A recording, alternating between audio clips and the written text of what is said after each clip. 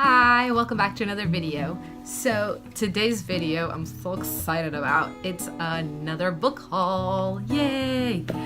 So again, I went to a charity shop here in town and a lot of English books because there's a lot of English people here. So I got a ton of books, not as many as last time, but really good ones still. Most of these were 3 for €1, but one of them which is a bigger sort of hardback, was €1 on its own, but still that's like a ridiculously good price for a book that's pretty much new. I found this one yesterday, but I went back today, so I'm just gonna put them all in the same haul. It's called Lyrebird by Cecilia Ahern. It's a beautiful, beautiful book. This is the one that was €1 on its own. I love this sort of gold detail on the cover. And the book itself is completely white, and then it has like this beautiful spine. So beautiful. And this is a story about, I can read you the blurb. Here we go. In the southwest of Ireland, rugged mountains meet bright blue lakes and thick forests. Deep in the woods, a young woman lives alone, forever secluded from the world, her life a well-kept secret. She possesses an extraordinary talent, the likes of which no one has seen before, a gift that will earn her the nickname Lyrebird. When Solomon stumbles into Laura's solitary existence, her life is turned on its head. Pulled from her peaceful landscape to the cacophony of Dublin, she is confronted by a world desperate to understand her. But while Solomon knows the world will embrace Laura, will it free her to spread her wings, or will it trap her in a gilded cage? Like all wild birds, she needs to fly free. And then it says, Lyrebird is a thoughtful, deeply moving love story, a story of the wild heart in us all, and the quiet that lies underneath the world's noise. It just seems like a really beautiful read, and the book itself is beautiful. So that's why I got this. I'm really excited for it. Then for today's buys, the first thing that I found was The Girl Who Kicked the Hornet's Nest by Stieg Larsson. This is from the Millennium series. It's the 3rd book. It says here on the spine, Millennium 3. It is I was a little bit reluctant to get this because it's really big and like really heavy, but I've just finished The Girl with a Dragon Tattoo, which is the first one of the series. And although this is the 3rd and I'm not going to read it straight away, I'm hoping to find the 2nd one soon and read that and then move on to this one. I do want to like keep reading the series, so I got this one for when I finish the 2nd one, when I read it and finish it. Okay. Then another book that I got was this one's called Pig. And honestly, I've never heard of this, but also I really liked the cover. It's also a hardback, and the cover itself is this sort of forest green with gold lettering on the spine, which is really beautiful too. And what the blurb says, set against the scarred landscape of a redundant steel works in the summer of Danny's 15th year, Pig is a bittersweet tale of first love and racial conflict, which equally celebrates the relationship between a boy and his grandfather. When his grandmother dies and his granddad is removed to a home, Danny determines to keep alive their ancient soul and cultivate their rambling garden. In their isolated cottage on the outskirts of a blighted new town, Danny and his Indian girlfriend creates a haven from the enclosing world of families and neighbors, a refuge from the problems of adolescence and the precariousness of their future. But the summer with Surinder is a fleeting idyll, increasingly menaced by the realities of prejudice and the demands of their parents. As Danny listens each day to his grandfather's tales of pig breeding and slaughter, of the old steel-making community now gone, the soul begins to sicken, and Surinder, I'm not sure if I'm saying that right, but Surinder turns her gaze beyond the quarries and the estates of the town, to a world she knows she must inhabit on her own terms. This memorable and moving novel, with its remarkable evocation of urban decay, is an accomplished debut from Andrew Cohen. I don't know, it just seems like a love story. It seems like a really, I don't know, I like the themes and I liked the cover, so excited for that. Okay, next up is this book, which is called Strangeland by Tracey Emin. I'm pretty sure this is a biography type thing. Inside the paper, this paper is sort of a metallic silver, and it's also a hardback, which is totally black and silver on the spine. But I do love the cover. I feel like it could be me. So the blurb of this says, Tracey Emin's Strangeland is her own space, lying between the Margate of her childhood, the Turkey of her forefathers, and her private public life in present-day London. Her writings, a combination of memoirs and confessions, are deeply intimate yet powerfully engaging. Tracey retains a profoundly romantic worldview,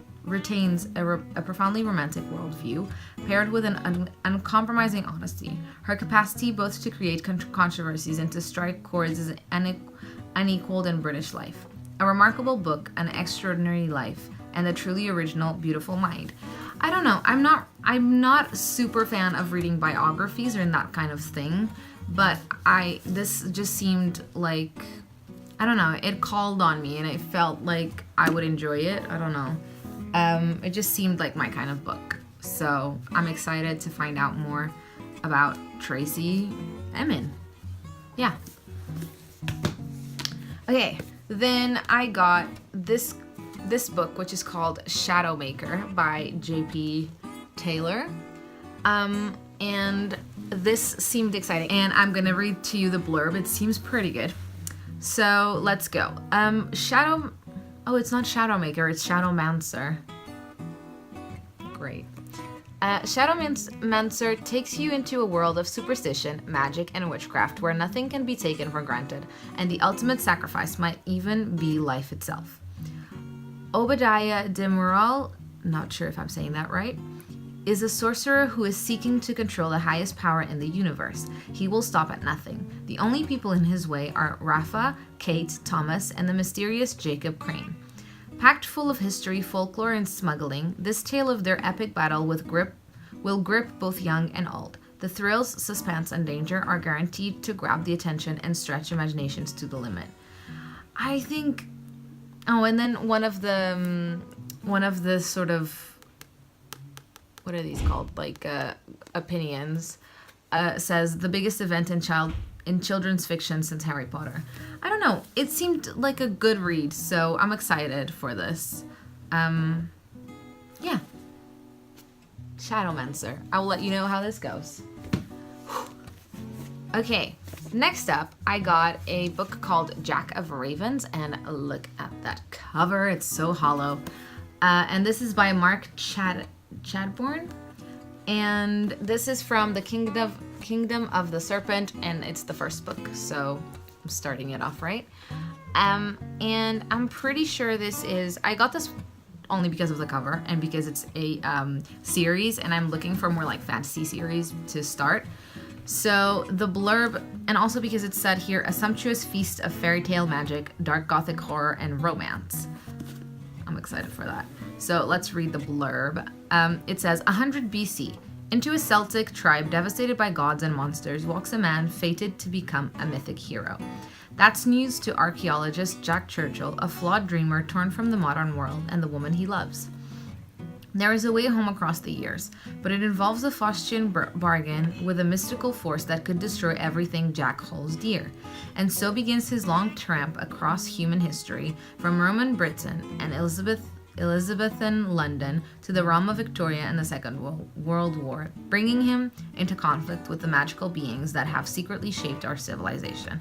But an evil of an unimaginable proportion waits in his own time, and it will do anything to prevent Jack's return. I don't know. It seems very cool. It's like a mixture of a lot of things, but I don't know.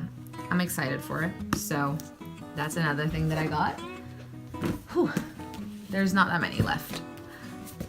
Next up, this one is in a bit of a bad condition, but it's mostly the cover outside, and inside it's not so damaged.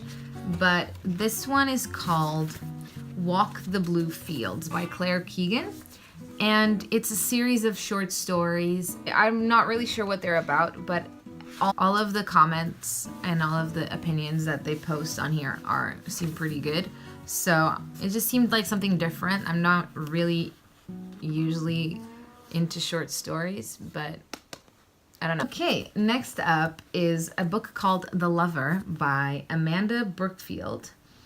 And I liked the cover. It was very yellow. Okay, and the blurb says, after 20 years of contentedly playing the role of homemaker and mother, Frances Copeland's life is shattered by the sudden and premature death of her husband. Frances is aged 43, with 2 near grown-up children, and the solitude of bereavement hits particularly hard, forcing her to reassess both her own personality and the shape her life has taken.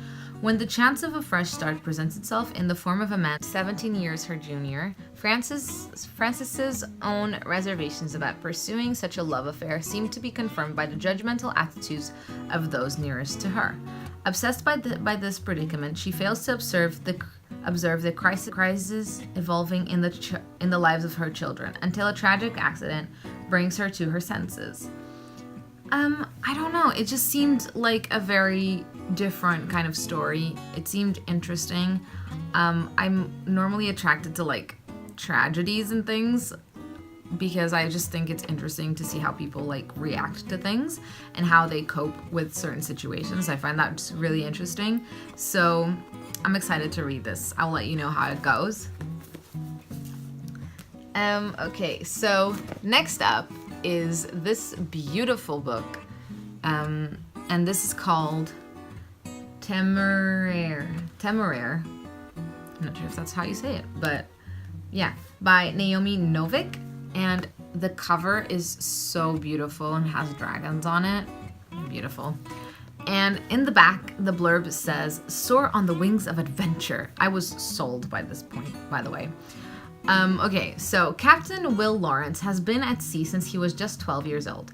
Rising on merits to captain his own vessel, Lawrence has earned himself a beautiful fiancée, society's esteem, and a golden future. But the war is not going well. It seems Britain can only wait as Napoleon plans to invade. After a skirmish with a French ship, Lawrence finds himself in charge of a rare cargo, a dragon egg bound for the emperor himself. Dragons are much prized. Properly trained, they can mount a fearsome attack from the skies. One of Lawrence's men must take the beast in hand and join the aviator's cause, thus relinquishing all hope of a normal life. But when the newly hatched dragon decides to imprint himself on Lawrence, the horrified captain's world falls apart. Gone is his golden future, gone his social standing, and soon his beautiful fiancée, as he is consigned to be the constant companion and trainer of the fighting dragon, Temeraire. I don't know. It just seemed magical and different and exciting and sort of like fantasy kind of. Yeah. So really excited for this. Really, really excited for this. Okay, and this is the last book of all of the books. It is called The Troublesome Offspring of Cardinal Gosman, and it's by Louis de Bernier. And I read his book, Birds Without Wings, which I got in my last haul. And I read it this month, and I will talk about it in the monthly book roundup, but I really enjoyed it. Spoiler alert. And I thought I would like to read something else from him. So I found this, and I thought it would, if it was the same writing style, I would really enjoy it. And, okay. And the blurb says, while the economy of his small South American country collapses, President Veracruz joins his improbable populace of ex-soldier, former guerrillas, unfrocked priests, and reformed, though by no means inactive, whores, in a bizarre search for sexual fulfillment. But for Cardinal Guzman, a man tormented by his own private demons, their stupendous hedonistic fiestas represent the epicenter of all heresies. Heresies that must be challenged with a horrifying new inquisition destined to climax in a spectacular confrontation. I'm not sure if this is something that I would want to read about, like, on my own, but I did enjoy the other book that I read from him, and I thought that he has a funny sort of way of explaining certain things, and he's quite funny in certain places and certain aspects. So I don't know. I think it's an interesting concept. And again, I like books that sort of talk about or like touch on the human psychology. I don't know, the way that we socialize, the way that we handle situations, the way that we do things.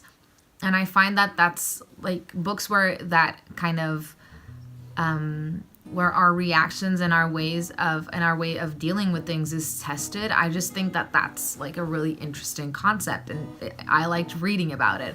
So I don't know, I'm excited for this. I didn't read the blurb till the end. I just sort of thought, I only read the first half and I was like, okay, that sounds good. That's everything for today. I hope you enjoyed this video. If you did, leave it a like and a comment, and consider subscribing to my channel.